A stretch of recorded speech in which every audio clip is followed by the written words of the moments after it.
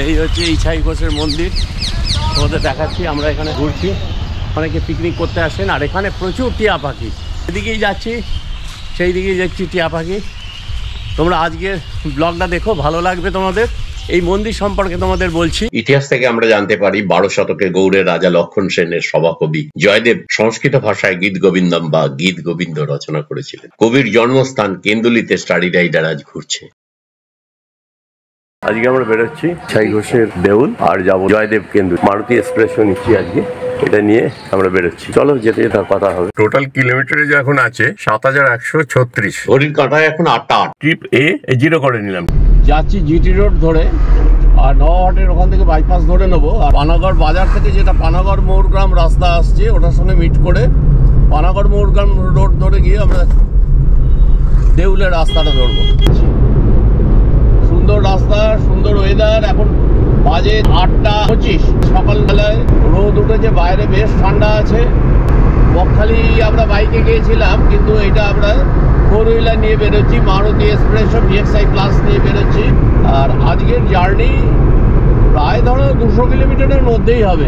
9টা 57 বাজে, আর প্রায় 8.5 কিলোমিটার পরেই আমরা পানাগড় মোড়গ্রাম রাস্তাটা ধরে নেব। কিন্তু তার আগে আমরা পানাগড় বাইপাসটা ধরবো, পানাগড় বাজার পর্যন্ত যাব না।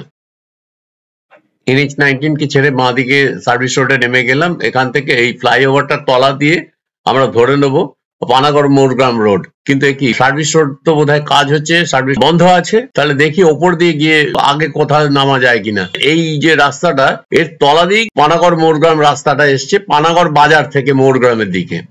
ব্রিজটা পেরিয়ে ওপারে গিয়ে নেমে ওই রাস্তাটা ধরতেই হবে। এই সার্ভিস রোডে কাজ চলার জন্য আমরা ঠিক উল্টো মুখে এখন ঢুকছি। আসতে হতো ওই সোজা ওদিক থেকে, তো এখন আমরা বাঁ দিকে যাব। এই টানেলটা দিয়ে আমাদের এখন যেতে হবে। এই ওপর দিয়ে ফ্লাইওভার পেরিয়ে এসে নামলাম, নেমেই পেয়ে গেলাম পানাগড় থেকে মোড়গ্রামের দিকে রাস্তা যাচ্ছে। ওপর লেখা আছে শিউরি এখান থেকে 71 কিলোমিটার, মোড়গ্রাম এখান থেকে 149 কিলোমিটার। এই রাস্তাতে ইলাম বাজার পড়বে। মোড়গ্রাম থেকে ওদিকে ধরো মালদা, ফারাক্কা, রায়গঞ্জ, ইসলামপুর, শিলিগুড়ি ওইভাবে যাওয়া যায়। বাইকে বা গাড়িতে দার্জিলিং যাওয়ার পথে মোড়গ্রাম গিয়েছিলাম, এ পথে নয়, কিন্তু ওই কাটোয়া রোড হয়ে নতুন হাট ব্রিজ হয়ে অজয় ব্রিজ হয়ে ওদিকটায় গিয়েছিলাম। সে দার্জিলিং যাওয়ার ব্লগ গুলোতে দেখে নিও প্লিজ। মিনি বাজার পেরিয়ে গেলাম, 8 কিলোমিটার আছে। তারপরে আমরা পানাগড় মোড়গ্রাম স্টেট হাইওয়েটা ছেড়ে দেবো, দিয়ে বাঁ দিকে দেউলের রাস্তাটা ধরবো।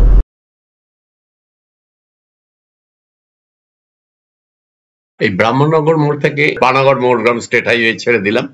আর এইটা হচ্ছে ব্রাহ্মণনগর মোড়। আর এই রাস্তাটা হচ্ছে প্রধানমন্ত্রী গ্রাম সড়ক যোজনা, ব্রাহ্মণনগর থেকে শ্যামবাজার। দেখছি 3.5 কিলোমিটারের এই রাস্তাটা হয়েছে। খুব সুন্দর একটা গ্রামের ভেতর দিয়ে যাচ্ছি। ছোট্ট একটা খেতে সর্ষে হয়েছে, আর পাশেই চালা বাড়িগুলো আছে, দূরে কিন্তু পাকা বাড়িও আছে। এখন তো গ্রাম বলতে আর সেই গ্রাম বোঝা যায় না। দেখো তারই মাঝখানে সর্ষে ক্ষেত, কি সুন্দর লাগছে। পালুই তো করা নেই, এখানে খড় এইভাবেই রাখা আছে। দেখছি গরু নেই, কিন্তু ওই গরুর গাড়ি যেগুলো থাকে স্ট্রাকচারটা রয়েছে। এখানে ইটের কাজ হচ্ছে, কোনো বাড়ি হচ্ছে। এই গ্রামটার নাম হচ্ছে ব্রাহ্মণ গ্রাম। বেশ পরিচ্ছন্ন গ্রামটা। আমরা এগিয়ে যাই, সোজা যাচ্ছি।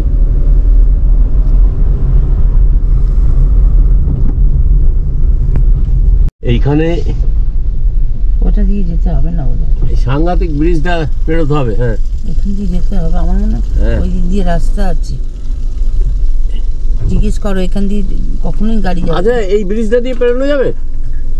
আমি যাব, ওই ইছাই ঘোষের মন্দির আছে না, ওতে কিভাবে যাব? হ্যাঁ, সেইটাই তো, মানে এটা দেখি যাচ্ছে তো। ঠিক আছে, খুব সাংঘাতিক একটা রাস্তা পেরোচ্ছি। এ পথে আর ফেরা নয় বন্ধু, ফেরার সময় অন্য রাস্তা ধরতেই হবে। এইটা কি কোন নদী, কোন ড্যামের বলো তো? মাইথনেরটা না? ডিভিসির জল। হ্যাঁ, কি নাম? শুভজিৎ। আচ্ছা, শুভজিতের সঙ্গে দেখা হলো অযোধ্যায় বাড়ি। অযোধ্যা কোনখানটায় যেন আগে। বেশ বাবা, আসছি। হ্যাঁ, এইটা হচ্ছে কাঁকসা জেলা বীজ খামার। ডান দিকে আমরা দেখছি আয়ন অর্ণব বিএড কলেজ, আর বাঁ দিকে কাঁকসা জেলা বীজ কেন্দ্র, যেটা সেটার পাঁচিল এখনো চলছে। বিরাট এরিয়া যা দেখা যাচ্ছে। বাক্সা বিএড কলেজ এত দূরে, এত ভেতরে, এইখানে এসে শেষ হলো। শ্যামবাজারে এই দেখো সরস্বতী প্রতিমা তৈরি হচ্ছে। প্রিয় বন্ধুরা, এটা বুঝতে পারছি যে গুগল শর্টকাট দেখাতে গিয়ে গ্রামগঞ্জ বাড়ি উঠোনের ভেতর দিয়ে প্রায় রাস্তা গুলো দেখিয়ে নিয়ে যাচ্ছে, তা সেইভাবেই যাচ্ছি। তবে ফেরার পথে এদিকে কখনো আসবো না, ইলামবাজারে স্টেট হাইওয়ে ধরে নেবো। এই মুহূর্তে যে গ্রামটার মধ্যে দিয়ে পেরোচ্ছি, এটার নাম হলো অযোধ্যা। শুভজিতের বাড়ি অযোধ্যা। গ্রাম্য সুন্দর একটা পরিবেশ, অনেক গরু দেখছি বসে আছে, খড়, গরু, বাড়ি, পাকা বাড়ি, অনেক বেশি মানুষজন রয়েছেন। আর আমরা চলেছি, মানে গুগল আমাদের উল্টো পাল্টা দেখিয়ে যাচ্ছে।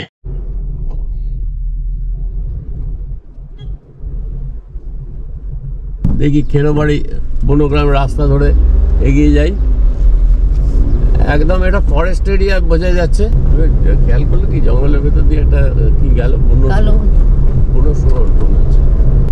কখনো লাল মাটির পথ, কখনো কালো পিচের রাস্তা, এই ধরে আমরা যাচ্ছি। তবে গন্তব্যে প্রায় এসে গেছি। এখন বাজে 10টা 2। জানো বন্ধু, যাদের চার দেওয়ালের মধ্যে মন টেকে না, যারা থাকতে চায় না বন্দী হয়ে, তারা বেরিয়ে পড়ে এই বন, জঙ্গল, পথ, ঘাট। এরাই তাদের আনন্দের উৎস। প্রকৃতির থেকেই তারা আনন্দ পায়। এই পথ শুধু তাদের জন্যই। তাই তো আমি বারবার এই পথ দেখিয়ে যাই। তোমরা বিরক্ত হয়তো অনেক সময় যে কেন এত পথ দেখাই। অট্টালিকা থেকে একবার নেমে এসো রৌদ্র ছায়া মিশ্রিত এই বনভূমিতে, তোমারও ভালো লাগবে। এই হলো দেউল পিকনিক স্পট, গৌরাঙ্গপুর, পানকাটি, পশ্চিম বর্ধমান। তা আমরা এখন এই দেউলের, এই দেখো এই হলো ইছাই ঘোষের মন্দির। আমি একটু স্লো করে গাড়িটা চালাচ্ছি। আর পাশে একটা মন্দির আছে। একটু চায়ের দোকানে দাঁড়াই।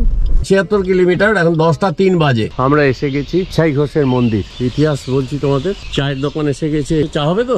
আর এখানে বসবার জায়গা আছে, গাড়িটা এখানে পার্ক করা আছে।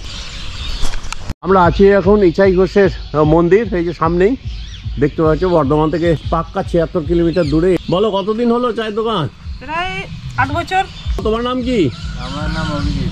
এই হচ্ছে অভিজিৎ। মা ছেলে দুজনেই রয়েছে।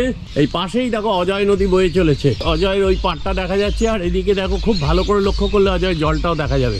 চলো কেঁদুলিতে গিয়ে দেখাবো।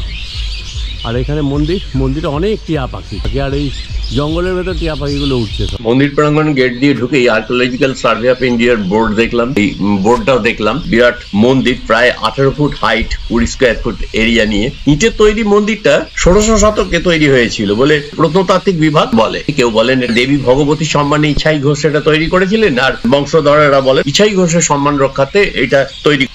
কিন্তু কে এই ইছাই ঘোষ? ধর্মমঙ্গল কাব্যখ্যাত ইছাই ঘোষই হলেন ঈশ্বর ঘোষ, যিনি রাঢ় অঞ্চলে সেই যুগে এক দন্দর্প প্রতাপ শাসক ছিলেন। মন্দিরের ভেতরে একটা বড় শিবলিঙ্গ এবং 3টে কুলুঙ্গি লক্ষ্য করা যাচ্ছে। এখানে রোজই পুজো হয়। বিখ্যাত ঐতিহাসিক রাখাল দাস বন্দ্যোপাধ্যায় তার বাংলার ইতিহাস গ্রন্থে ঈশ্বর ঘোষের রামগঞ্জ তাম্র শাসনের কথা উল্লেখ করে লিখেছেন, রাঢ় দেশের অধিপতির ঈশ্বরগুপ্তের মা সম্ভাবনা এবং বাবা ধবল ঘোষ। তৎকালীন ঐতিহাসিকরা লিপি বিজ্ঞান, অক্ষর ছন্দ এবং খোদাইয়ের রীতি ইত্যাদি বিচার করে এটি পাল যুগের শেষ পর্বের বলে অভিহিত করেছেন। এটা রেখা দেউলের মধ্যে একটা। উপরের মূর্তিগুলো ঠিক আর চেনা যায় না, আর কিছু কিছু টেম্পোরারি প্লাস্টার হয়েছে বাইরের দিকটায়। পণ্ডিতরা বলেন তাম্র শাসনের তিনি প্রতিষ্ঠাতা ছিলেন। আমরা বসে আছি এখন ইছাই ঘোষের মন্দিরে। সামনেই আমাদের ইছাই ঘোষের মন্দির, তোমাদের দেখাই। এই যে আজকে আমরা এসেছি, এসে দেখো এখানে বসে একটু জিরিয়ে নিচ্ছি। এখানে পার্কটা দেখবো। ছুটির দিনে আজকে রোববার, রোববারের আনন্দ নিচ্ছি। তা এবার আমরা এখানে পার্কটা দেখবো দেউলের। তারপর ওখান থেকে চলে যাব কেন্দুলি, জয়দেব। নিশ্চয়ই মন্দিরটা দেখতে পাচ্ছ তোমরা। আর এখানে আমরা দাঁড়িয়ে আছি। এই দেখো মন্দির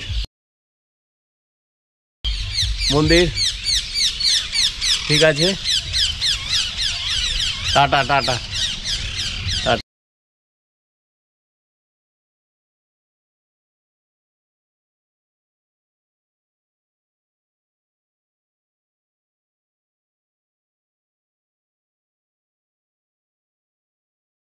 হচ্ছে দেউল পার্ক, এটা জলাশয়ের মতো আছে, আর ওইখানে দেখো কি সেট করা আছে, এইখানে বোটিং হচ্ছে, বোটিংটা দেখাও। ওই দেখো ওই দিকটায় বোটিং। আমরা পার্কটায় ঢুকছি না, পার্কে দেখার কিছু নেই। এই যে দেউল পার্ক, অ্যাডাল্ট এন্ট্রি ফি 20 টাকা, চিলড্রেন্স 10 টাকা। আমরা যাচ্ছি এখন জয়দেব কেঁদুলি, 250 মিটার গিয়ে ডান দিকে টার্ন নেবো। এখানে মেলার সময় হয়তো এই গেট ফেট করেছিল। এই আমরা পেরেছি পণ্ডিত রঘুনাথ মুর্মু রোড।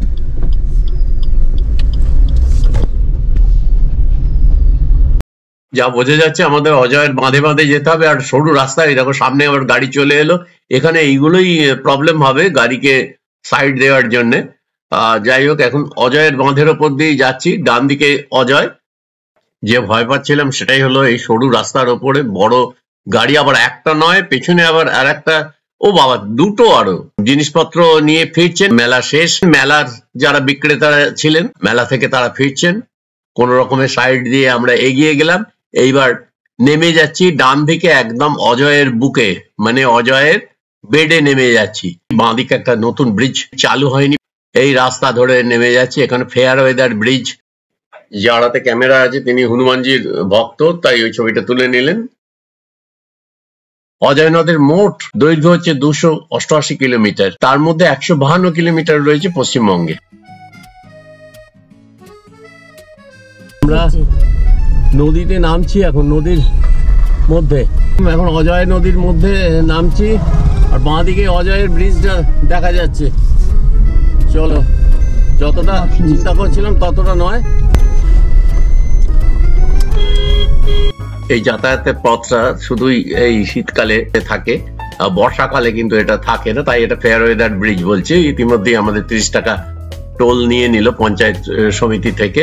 আর অজয়ের বাঁধ তো তোমরা জানো, এই দুদিকের বাঁধ চাপিয়ে ভেঙে দেয়।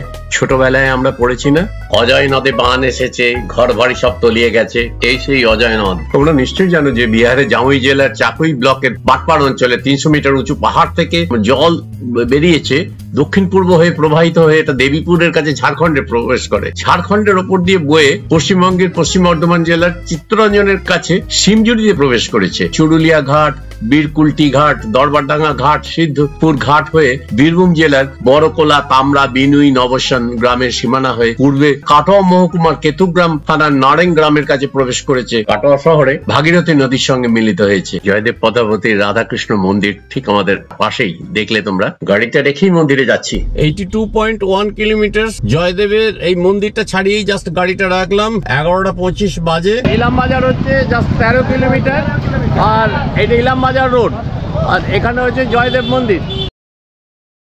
মন্দিরে আমরা ভেতরে ঢুকবো। দেখো এই সামনে সব শাড়ি দিয়ে পশরা, সবাই কিনছেন।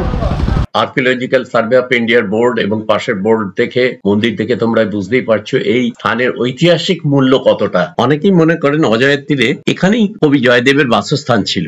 বর্ধমানের মহারাজা কীর্তিচাঁদ বাহাদুর 1683 খ্রিস্টাব্দে এই মন্দিরটা তৈরি করেন। এই মন্দিরটা সম্পূর্ণ টেরাকোটার কাজ ছিল, কিন্তু দেখা যাচ্ছে যে পিছনের দিকগুলো হয়তো নষ্ট হয়ে গেছে, আর সেভাবে না সারিয়ে ওগুলোকে প্লাস্টার করা হয়েছে। সামনের দিকে যে টেরাকোটার যে কাজ আছে, অপূর্ব অপূর্ব কাজ।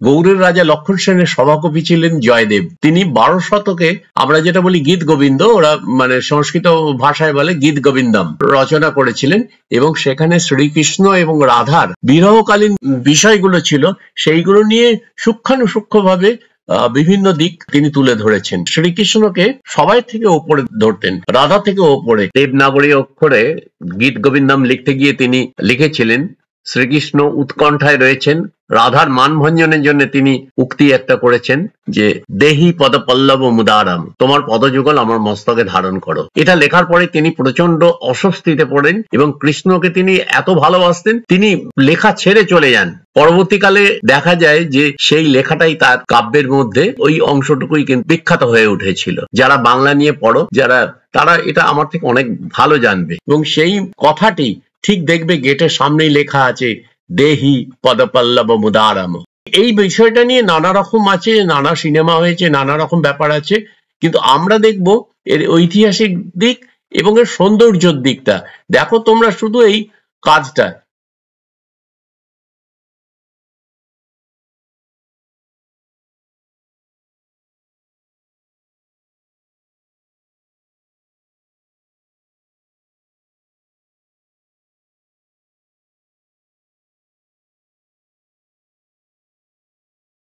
এই যে পেছন দিকে এইগুলো দেখো সব প্লাস্টার করা হয়েছে, মানে এগুলো সব নষ্ট হয়ে গেছে, সেইভাবে রক্ষণাবেক্ষণ সম্ভবত হয়নি, স্ট্রেট একদম প্লাস্টার করে আর করা হয়েছে। কিন্তু এইগুলো ঠিক সঠিকভাবে রেখে করতে গেলে যে নৈপুণ্য, যে সূক্ষ্ম অনুভূতি যেগুলো থাকে সেইগুলো হয়তো হয়নি। বীরভূম জেলার কেন্দুলি গ্রামে, মানে জয়দেব কেন্দুলি এই জায়গাটার এখন নাম, মন্দির, আশেপাশে কিছু বাড়ি ওখানে দেখালাম। গীত গোবিন্দ রচয়িতা কবি জয়দেব দ্বাদশ শতকে এখানে জন্মগ্রহণ করেন, এটাও তোমাদের জানিয়েছি। এখন বেশ কিছু মন্দির আশ্রম পরিবেষ্টিত এই গ্রামটা একটা ধর্মীয় তীর্থস্থানে পরিণত হয়েছে। আর মকর সংক্রান্তি উপলক্ষে এখানে বাউল মেলা হয়।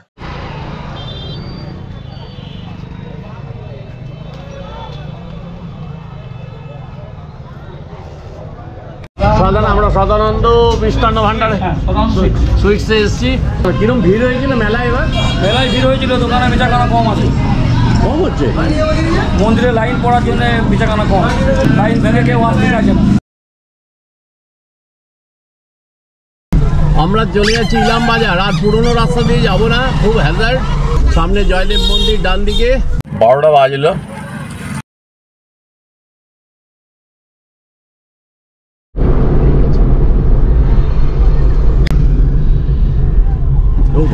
আর বাঁ দিকে শিউড়ি, এই হচ্ছে ইলাম বাজার। ইলাম বাজার বাস স্ট্যান্ডটা পেরিয়ে গেলাম। বর্ধমান এখান থেকে 70 কিলোমিটার, পানাগড় 24 কিলোমিটার সোজা, আর বোলপুর এখান থেকে 17 কিলোমিটার। যাবে কিনা বলো, বোলপুর তুমি সেটা বলো, কি করবে? যাবে না, কঙ্কালীতলা যাবে? দেখো না না, কত?